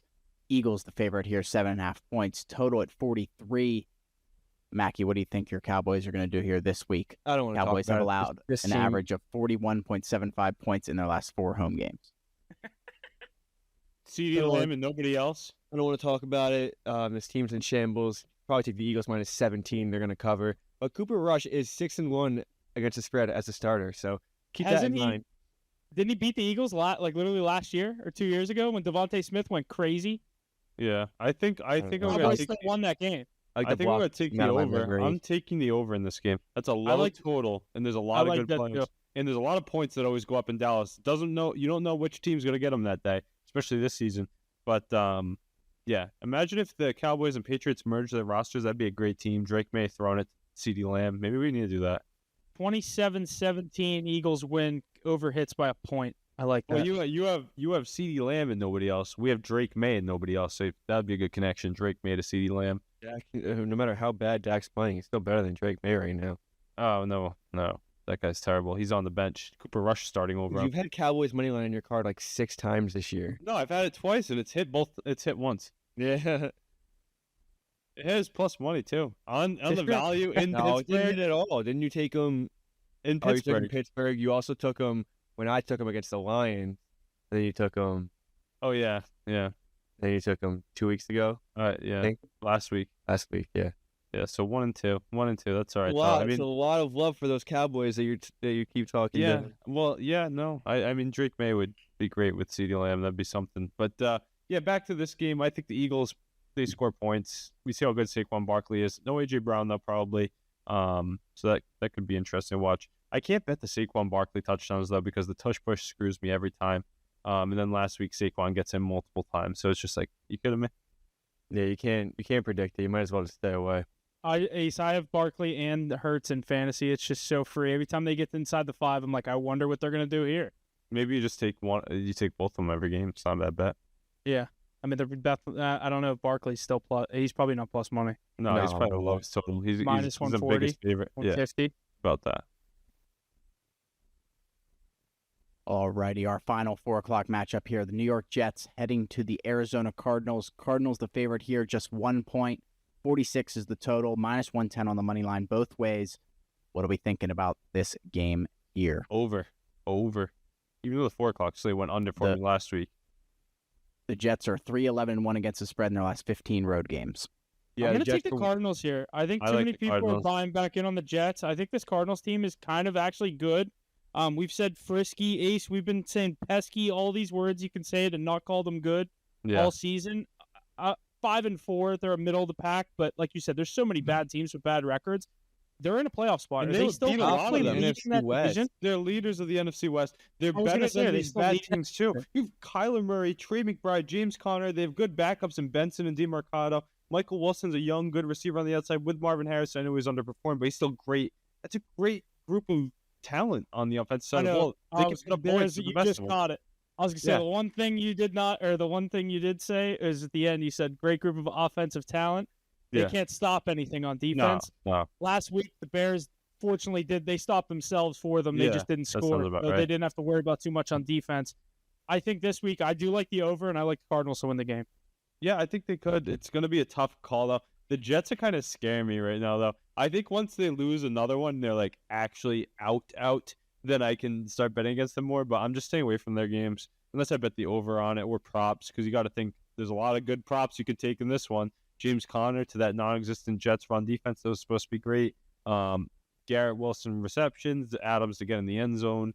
Yeah, I think it does go over, but it's a tough one to pick. Give me the Cardinals, but the Jets, I don't know. They might be gearing up for a playoff run. Mac, you let us know what you think. New York correspondent, should be a Jets guy, Cowboys guy. Yeah, I don't love anything on this game. I do lean on the Jets, but they're 1-4 on the road this season. Cardinals are playing good football. You know how I feel about the Cardinals, though. I lean Jets. Probably not going to play on it. They should win. Like, that team should be good. Like you said, top 7 roster in the league. Preseason, this is one all Jets fan counted as a win. Yeah, you're not wrong. Who do the Jets have coming up after this, too? Colts. I don't know. Colts and Seahawks. We just looked. We'll see. Oh, yeah. Yeah, so I don't know if they can get... Or vice. It might be Seahawks and Colts, but those are the 3 teams. Off thinks they got at least one win in that mix. It could be against the Cardinals. It could be against any of them. It could be against none of them. We'll have to I see think they what need all 3. This one should be a fun watch, though, right? A lot of talent on both sides of the ball. Like, with They're the always fun to football. watch because when they're playing good football, they're really good. But when they're not playing good football, it's so funny to watch all Yeah. these guys that shit They're their a joke. Yeah. I like watching Aaron Rodgers fail. I think a lot of people do. And he's kind of good when he does succeed. Meanwhile, I love watching the Cardinals, though, personally. Like, that's a fun team. It's like a college offense, I feel like. McBride's great. You were almost trading for him in your league. He's actually great. Marvin Harrison Jr., we're all waiting on him to be great. And then James Conner, you guys know, the Pittsburgh guys know, he's actually really good. It seems like it gets better with time. God, he was in Pittsburgh. With a fine wine, college and pro, right? I think he's been with the Cardinals now longer than he was with the Steelers. Oh, 100%. He just played that rookie contract with the Steelers, right? Mhm. And then he got Steelers don't pay cancer? running backs. That's why I'm weary about my boy Didn't he Najee have leaving cancer or next year. something too, and then he came Yeah. back and still was Well, he had great. cancer. He had cancer when he was at Pitt.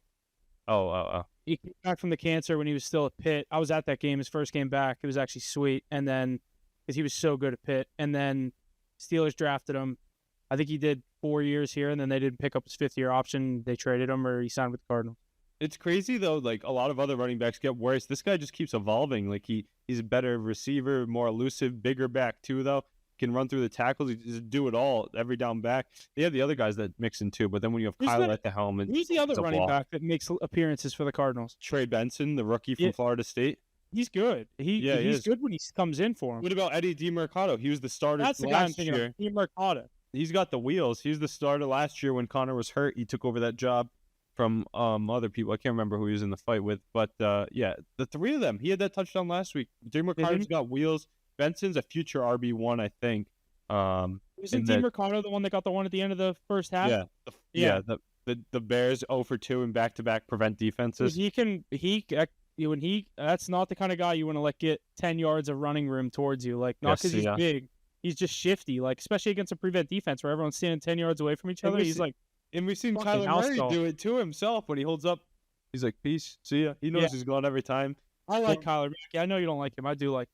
Former top pick in the MLB. Fun to watch, too. Mac, you're muted.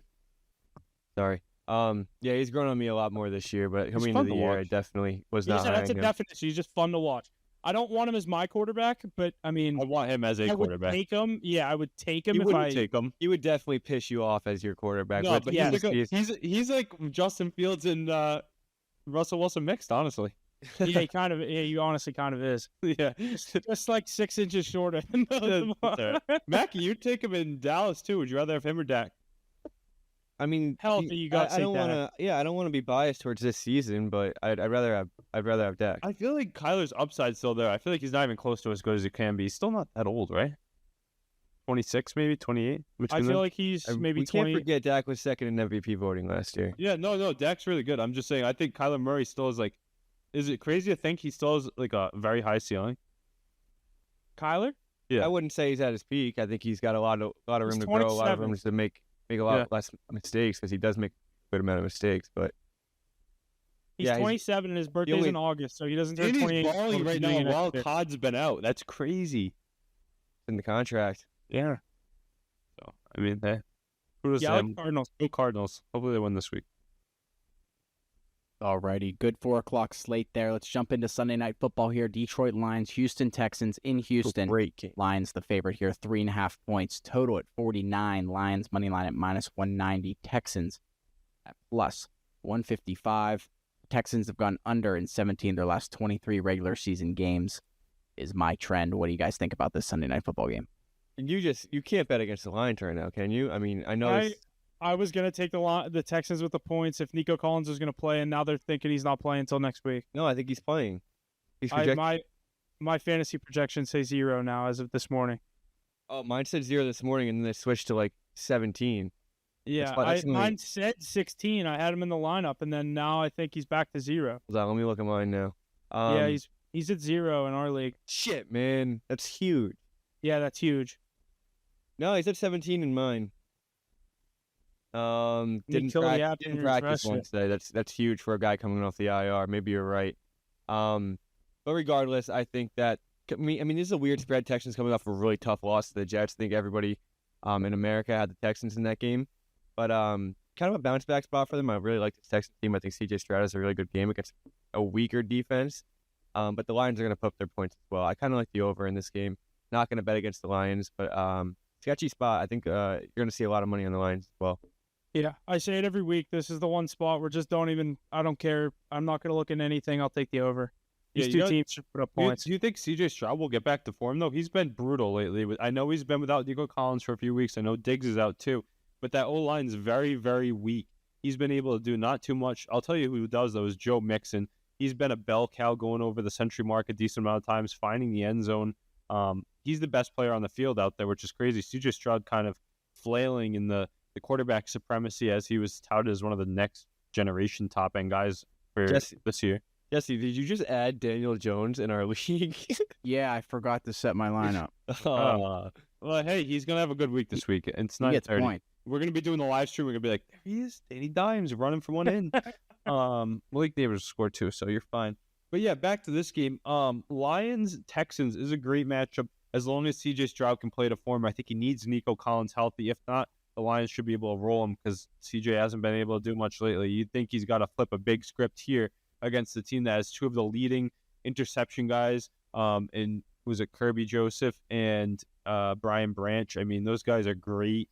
And those Sonic and Knuckles, they're finding the end zone every week too. It's going to be a tough one here. I think I like the over, but yeah, the Texans are going to be playing slow football. It's going to be a huge Joe Mixon game, I think. David Montgomery, anytime touchdown.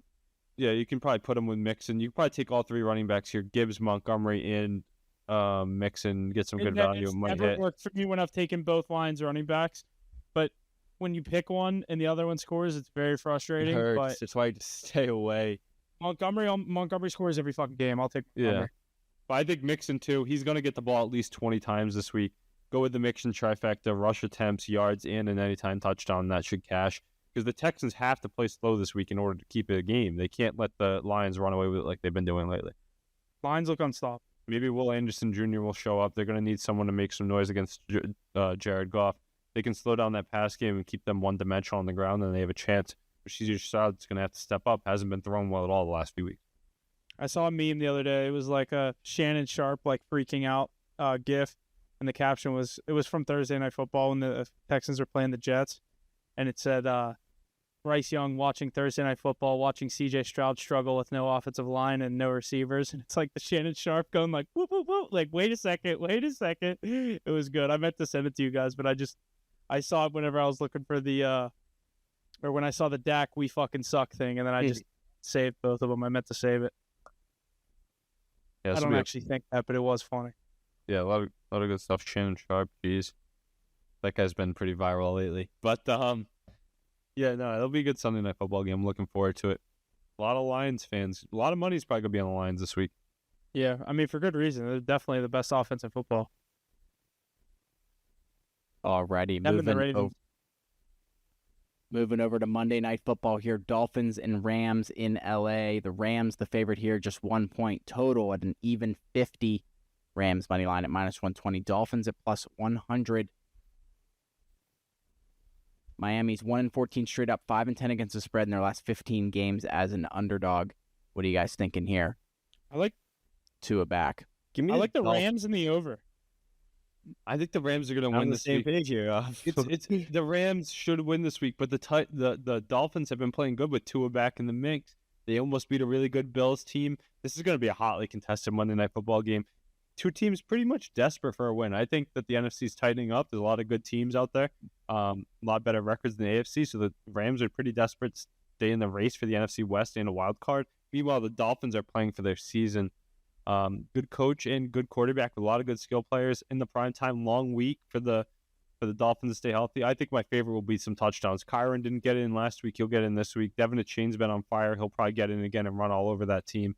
Then you got to think Kupp stays strong, and then Nakua after suspension should be electric. So I like a lot of props here with those guys all to get in. I think I like an over as well, but if I had to pick a side, I'm going to go with the Rams slightly though. Yeah, I also think it'll be a high-scoring game. Yeah, I'm gonna go with the Dolphins here. I think it's gonna be a close game. I mean, the Rams play really good football at home, and I know they're on a 3-game heater after a 1-4 start, which is tough. But I don't know. I like this Dolphins team. I think with Tua, they look a lot different. Obviously, you get Tyreek Hill at the ball a little more, and the holes open up on the line. So, A-Chain obviously popped off last game. I think he had 2 to 3 touchdowns. Not sure which, but close game against the Bills. You can hang with the Bills. I know it's divisional, but you can hang with the Bills. You can hang with just about anybody. I think it's a good, I don't know how to say this, but fade high spot for the Rams. I think they're going to have a lot of money on them. I think that Their defense is brutal. a lot of people Sell are high, figuring you're them selling out. high on the Rams? Is that what you were trying to say? Sell high, fade. Yeah, Are you fading. going to buy low on those Dolphins this week? Yeah, I guess you could call it a buy low spot for the Dolphins. It's not really, but it's more of I mean, like a fading. they're 2 and fading- 6. They're in the gutter right now Yeah, I know, but I feel like a lot of people are kind of back on them for because of Tua, the Tua train. Yeah, it's like a whole different team. Almost. Future Antonio Brown, you mean? Yeah, sure. The CTE god. I don't know Speaking of what's the worse, Dolphins- Patrick Mahomes' ankles or Tua's concussion problem. Speaking of the Dolphins, did you see Jalen Waddle's stat line at the end of that game after the last play in that game? Oh yeah, the negative 23. 2 catches, negative 4 see- yards, and a touchdown. See, Tua's passing yards Passing total went prop. under because of that. Yeah, that's crazy. That would Well, make me sick. Gruesome. I mean, I think it was Greg Rousseau catching Jalen Waddle from behind. I'd be so hyped in the locker room after the game, be like, "Yo, I literally just ran down Jalen Waddle as a big man to end the game." I thought that was crazy watching. That was the only thing going through my head. I'm like, that guy's got to be so hyped. Like he just ran Jalen Waddle in the open field trying to run away and make his move. He's like, no, I got Yeah. game over. But this should be a good one. I think a lot of points here, a lot of props, a lot of good players. Special teams, special players, football. Should be a good game. Alrighty, awesome stuff here out of Week 10. Real quickly, our power rankings here for this week. Number 5, the Washington Commanders. Number 4, the Buffalo Bills. Number 3, the Baltimore Ravens. Number 2, the Detroit Lions. And number 1, the Kansas City Chiefs. Any thoughts on that before we get out of Week 10 here? Chiefs just holding that spot strong, firm. Pretty self-explanatory. I can't wait for the Steelers to beat the Commanders this weekend. Alrighty, that's all we got here out of the NFL Week 10. College football here next. Number 3, Penn State fell to number 4, Ohio State this past weekend in Happy Valley. The loss came as James Franklin's 11th loss 10th, to Ohio sorry, State. 10th. 10th loss to Ohio State University in their last 12 Last matchups. 11 matchups. 11 matchups. Oh boy. That loss moves PSU out of the top 5 to number 6 in the AP poll here this week, which we will go over next. What are you guys thinking about that one? All right, so I have 2 things about Penn State. Obviously, Jesse, you're the alumni here. They can't beat Michigan. They can't beat Ohio State. Their last, I saw a record stat today. They're undefeated against every team in the Big Ten in the past 2 years, except those 2. Those are usually 2 that are near the top. Obviously, last year Michigan wins it. This year Ohio State's a favorite to win it. I don't think Penn State's dead, in the sense that obviously there was a low-scoring game. They were able to hold Ohio State to a lower-scoring game. Nebraska did a similar situation when Ohio State started out slow early on in the year. I don't think Penn State's dead. I think they showed the holes. I've never really had too much faith in Drew Aller in that offense, but I think Penn State will still win a playoff game if they get a right matchup in the first round. They're still a good team. There's still a good chance their playoff game is in Happy Valley and them at home.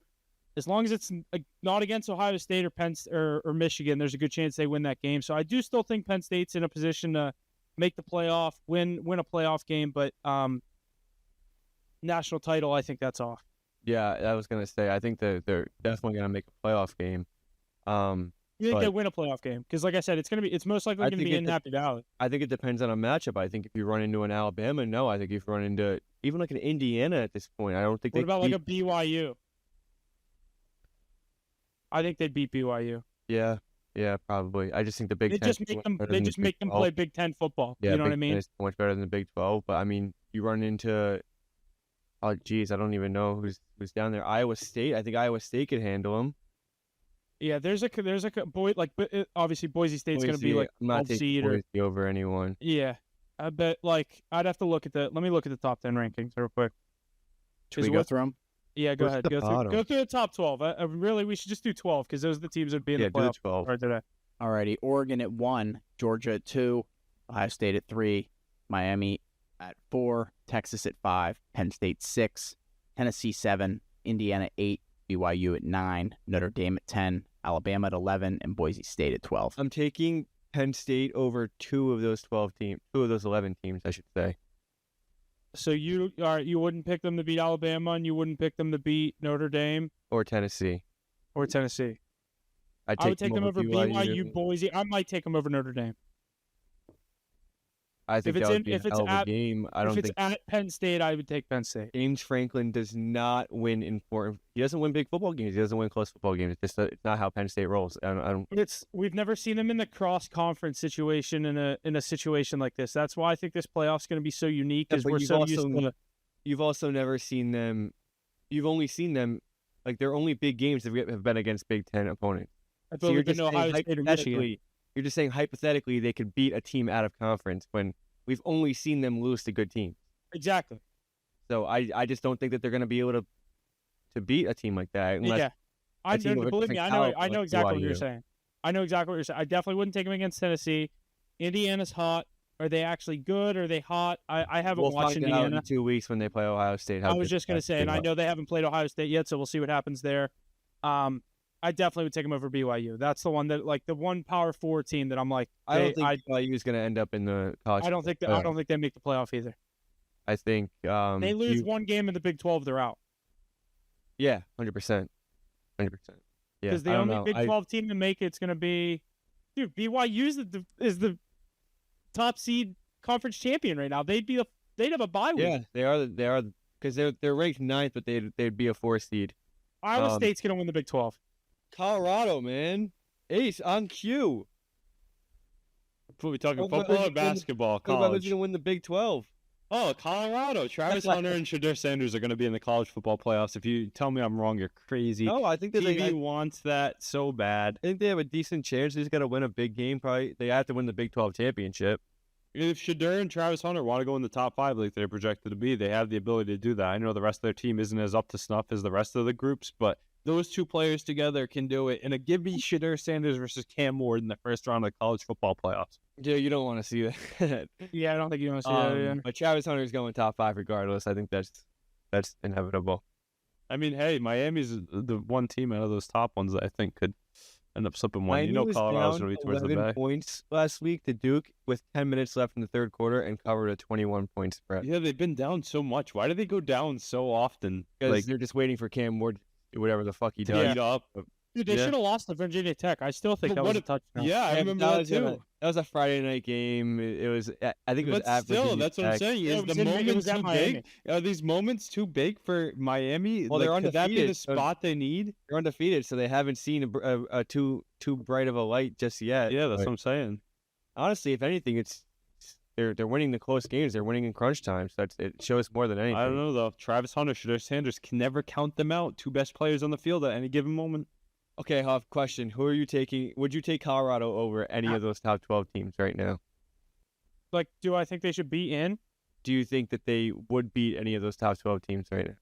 Yeah, I mean, dude, if Boise State didn't have the best running back what do you say? What was the question? Who do you think? Can they beat any of the top 12? Do you think they would beat head-to-head beat any of those top 12 teams right now? Assuming they're going to have to go on the road, or are you saying you think they're going to win the Big 12 and get a home game? I'm just saying hypothetically. No, if they win, if they win the Big 12, they get a They're bye. not- they're I'm not not gonna- used to this format yet, so it's like they could be Holy shit. No, but they only can- the first round is home it's home bye game. weeks and home games. Yeah, so so they after could that, they don't get Colorado a home could win game. the Big 12 and be the 11th seed in the country, and they still get a bye as the number 1 Big 12 They team. can win the Big 12 and be the 18th team in the country, and they're still get a 4 seed. Yes, Yeah, that's what's crazy. well, the Big 12's gotten really weak, especially with Yes. Oklahoma and Texas leaving. Yes, I don't know. because that's who would be sitting right there is Texas at number 5. They'd be the Big 12 leader right now. The thing is, Colorado would never host a playoff game because if they're a 4 seed, then they don't get home games in the second round, and if they're a they neutral site though. make it as like a 12, 11 seed, they're obviously going to But be on that's the when road. you're in the second round. There's a good chance you Heisman, get a Travis Hunter. Miami. There's a good chance you get a Miami, you get a Tennessee, a Bama, like one of Miami's gonna those win teams. the ACC though, Yeah, true. or Clemson. Yeah, I was gonna say Clemson could sneak back in.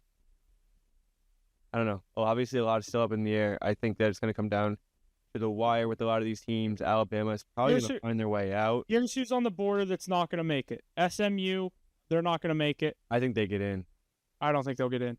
A&M, they're not going to make it. LSU and Alabama have an elimination game this Saturday. So whoever loses that game is out. Yeah, but I think even if LSU wins, they're not going to make it. That's what I mean. So whoever loses that game is for sure out. You're not Yeah, making it with 3 yeah. losses. Yeah. So if Bama loses this weekend, they're out.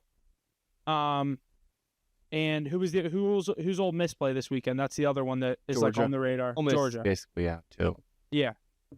They're not good enough. So there's a big gap of those 14 to 20 teams that a lot of them still have very hard games left. And like I said, LSU or Bama has to lose this weekend. SMU has Boston College, Virginia, and Cal left. They're going to be playing in the ACC championship game. BC's been kind of pesky. They just won't win it. Yeah, I mean, dude, SMU's good. Dude, they just poop it out. The I know. fucking That wall. I watched that first half. I turned it off when it was like 38. Holy 1-3. shit, they're a good team. I don't know. I think I saw they got a lot of Are any of those military schools going to get in the college football playoff? no. Army has the only chance, but no. Good. Wait, Good enough. If they would've- Army plays Notre Dame in 2 weeks. I think if they can get a respectable win, they can get right around there. But I mean, They're just winning. They're in the AAC. It'd be kinda cool, Doesn't though. really matter if they win their conference or They're not. just not that good. I Yeah, they think get if they to go play undefeated, Georgia. And, if they go undefeated, you have to put them in. That's kind of the thing of the 12 team playoff is that no You more have to undefeated put those- teams are going to miss the playoffs. yeah, you have to put those undefeated teams in, especially when you have a credible win like Notre Dame on your schedule. You have to. That's like there's a lot of people crying right now that Indiana's not ranked higher than like Ohio State or Penn Relax, State. they're in. They have a Yeah, spot. it's like you're in. Just Win calm and down. you're in. And Even if everyone, Indiana- everyone was saying keep the same energy when you come to Columbus in 2 weeks. Well, the problem is, I think if Indiana beats Ohio State, even if they lose the Big Ten championship, they'll still be in. Yeah. But They'll be if they sitting, I lose think to they'll Ohio be right State- around where they are, like 9 or to 8 through 12. They lose to Ohio State. And the other thing that's tough is make- Boise State's not going to lose a game. They're playing up in the know. Mountain West, I know so they're gonna be they'll in. make it. They're- Their they only want loss. They want a Group of 5 team. I think they said they have to have a Group of 5 team. Is that correct? No, they lost to Oregon by 3 points. Yeah, that's what I mean. And Oregon wasn't that good then, but Yeah, know what I mean? Or Boise was just really yeah, good. I was gonna say you could spin zone that either way. Yeah, I mean, I think Boise. Oregon didn't have a good first 3 weeks of the season.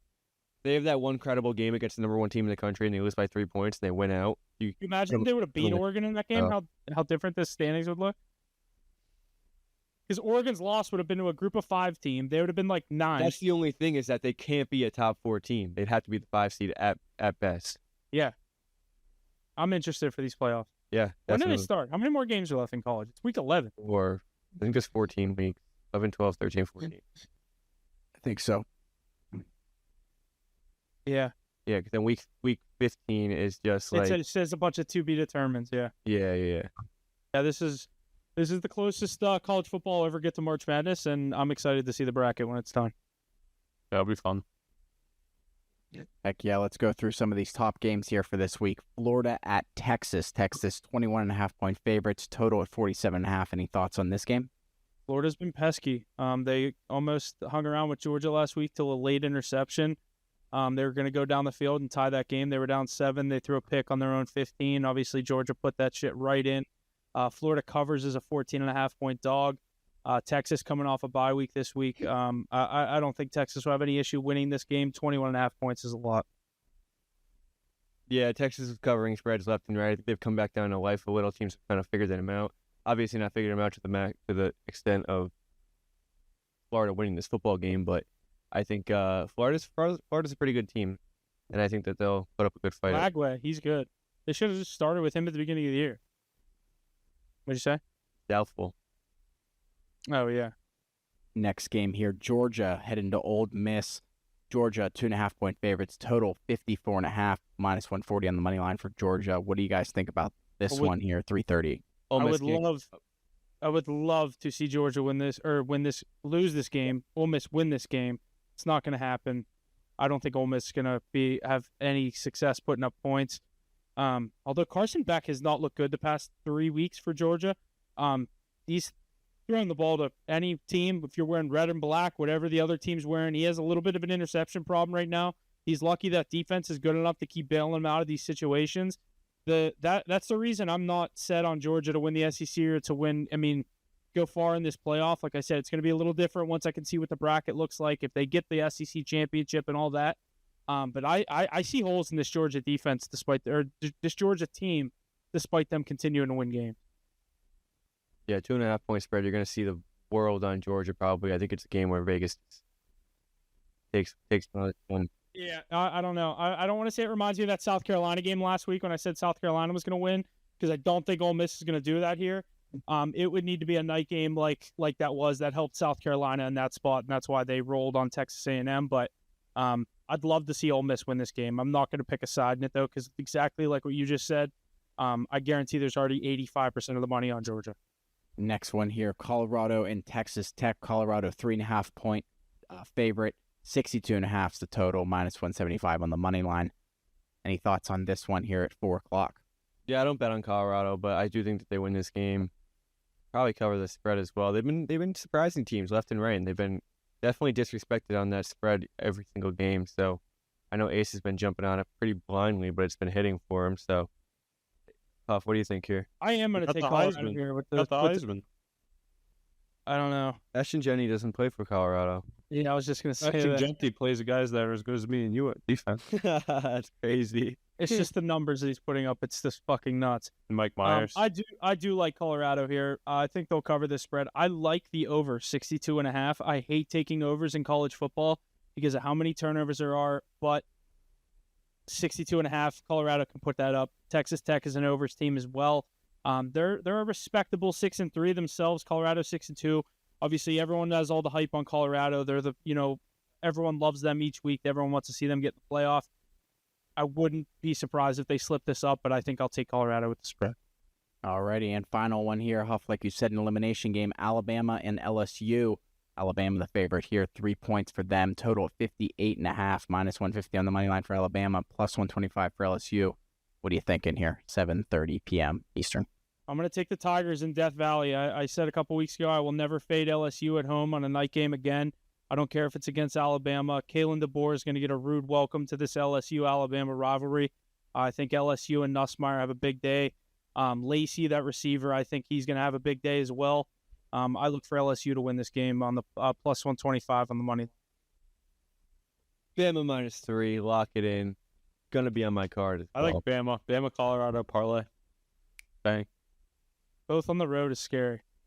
Yeah, I don't know about that. Both are good. Both are good, though. Both are good. Those are two good teams. The biggest public teams you could ever find for college football. I'll take them. Buffs.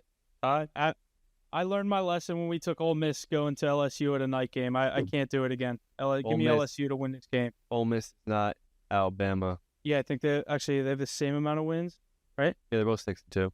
Yeah.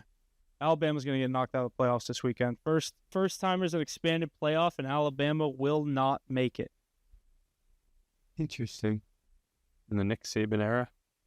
I don't know. They'll be there. Oh, alrighty. Lots of good stuff out of week 11 of the college football. The playoffs are approaching, so make sure you stay tuned for that. Let's move forward to the NHL here. All we got is some power rankings here. Coming in at number 5, the Minnesota Wild. Number 4, the Florida Panthers. Number 3, the Carolina Hurricanes. Number 2, the New York Rangers. And number 1, the Winnipeg Jets. What are we thinking about these power rankings here for this week? I think they're pretty accurate. I mean, the Jets are playing great hockey. The Rangers are playing great hockey. Two of the best teams in their respective conferences. The Minnesota Wild are a very good team, too. I think the Vegas Golden Knights are up there in the West as well. Fun to see my boy Macklin Celebrini playing hockey. I know the Sharks are probably at the bottom of the power rankings, but he's back in the mix. My Penguins are down there pretty far, too. Yeah, you guys are definitely near the bottom as well. I like to not to be. We're near a top. We're maybe a bottom 5 power rank. It's crazy because Sidney Crosby just won first star of the week. He's having a career resurgence this year. I was just going to say it. But the thing is, you guys can't stop anybody from scoring.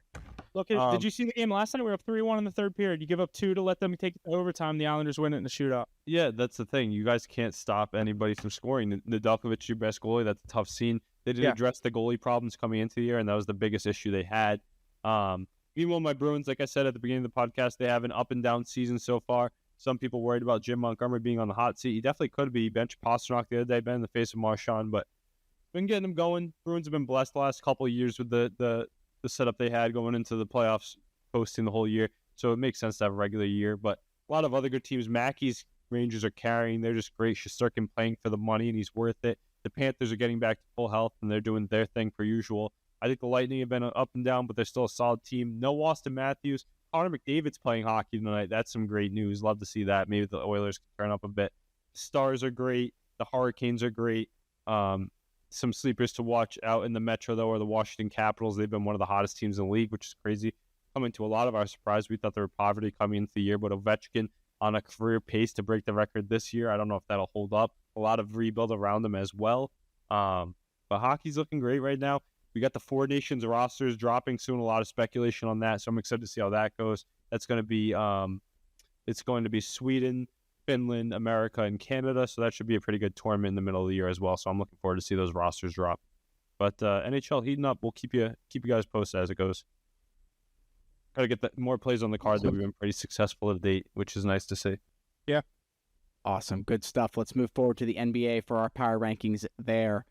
The New York Knicks coming in at number 5. The Phoenix Suns at 4. 3, the Cleveland Cavaliers. 2, the Oklahoma City Thunder. And 1, the Boston Celtics. What do we think about the NBA here this year? I almost put a future on the Thunder the other day to win the West. I think that's they're so fun to watch. And yeah, they're so due. That team, that roster is so good, top to bottom. And I think that Thunder team is the favorite in the West, as they should be. And I think are they still undefeated? What are they, 8-0? Starting out hot. Are the Cavs still undefeated as well? Yeah, the Cavs are still undefeated, and they've been crazily escaping with victories against Giannis's Bucks the other day when he didn't even play. Buzzer beaters by Donovan Mitchell in those 8 games. And I had the Bucks on the money line the other day. I parlayed them with the Pacers too. It was plus 220 and plus 170. It was going to be a great line, and they ended up. What's the line on that? That's probably around like what, 5? I guess plus 5, maybe. The plus 220 plus 170 was the Pacers and the Bucks. 8.5. Yeah, I took it before Giannis was ruled out too. So it probably got even juicier. But yeah, those Cavs are great. It's a Celtics world, and we're all living in it though. Without even Jaylen Brown. They're fun to watch too. Yeah. Peyton Pritchard, that guy's great. Mobley's had a hell of a start for Cleveland. Obviously, not many. I mean, they were there last year. Mm-hmm. Most people expected Mackey's Knicks to be right there as the 2. They've had a little bit slower of a start, sitting there at 3-3. But obviously, we're so early on in the NBA season. They play 82 games. The NBA season, in my opinion, doesn't really start until Christmas. But these are definitely games that, in the end of the season, you'll want for, home playoff seeds. But it looks like the Thunder are in a class of their own in the West right now, and same with the Celtics. But Cavs are knocking on that door. They're right there with you guys, I think. Yeah, I think they're a good team too. I mean, I still don't trust them. I was just going to say, I thought you were going to come at me until playoffs. I was going to say, it's November. Right now, Cavs are playing just as good a basketball. I think the Pacers, the Cavs, the Magic, the Knicks, they're all hang around there. So the funniest thing is the storylines with Embiid. He's always in the media now, and he hasn't even stepped foot on the court. He's been suspended, and he's Paul George making his debut tonight? No, he played the other night. Oh, he did? I thought it was tonight. Sorry. Yeah, I mean, I'm still not in on that Sixers team. But I just like Paul George. The one team that's scaring me is the Lakers. I just think there's a little storybook narrative going to it this year, and we could see them as a dark horse in the West. They play tonight in Anthony Memphis. Davis leading the league in points per game this year at 32.8. Best player on the team, and he's just going to continue to be. He's an insane player. That Grizzlies team's another fun one out there in the West. Obviously, a lot Morant of people doing his forgot thing. about them with Jaw getting that long suspension. He's back. Yeah, he looks. I mean, like he didn't miss a step. That's it. That Grizzlies team is fun. That's a good game. I'm excited to watch tonight. Lakers Grizzlies. Yeah, that Grizzlies team with Ja Morant, they'll be in the mix. He's one of the best players in the league. Mavs still there. Warriors still there. The Kings are a feisty team, too, the last few years. They've always been in the mix. The West is deep. We kind of went over this last week. East is better than it has been, but that West still has so many good teams. Yeah, another good game tonight. Spurs Rockets. I like both of those teams. One of them has the chance to make some noise in the play-in and potentially playoff this year. I wonder which one will end up being. I hope it's a Spurs, but I like that. I said earlier, or I said when we were doing our NBA preview, I like this Rockets team. I think they have some good pieces. They're just young, and those young teams are scary. Good value on the Rockets and Spurs every night, too. Yeah, exactly. I almost took the Spurs the other night. I think we were plus 3.5 when they played Minnesota. I think it was this weekend. I didn't take it, but they ended up winning the game. Yeah, there was one night where the Rockets and Spurs both played. I had both of them. They were both like plus 300 or more. So it'd be interesting to watch. Heck yeah, lots of good stuff here this week in the NFL, NHL, NBA, college football, college basketball ramping up. But that is all we got here for this week. So thanks for coming out. Anything else to add, guys? No, that's it. Let's go Steelers. Steelers, big game this week, NFL slate. Obviously, what are we on? Week 10. Moving right along in the NFL, NBA, NHL, getting plays out there wherever we can. Make sure to stay in tune to our live streams Sunday. Go through our top games in the NFL, give out all of our picks, fade everything I'm taking as of the past couple of weeks. Hopefully that turns around this week. But thanks for listening, and we'll see you guys next week.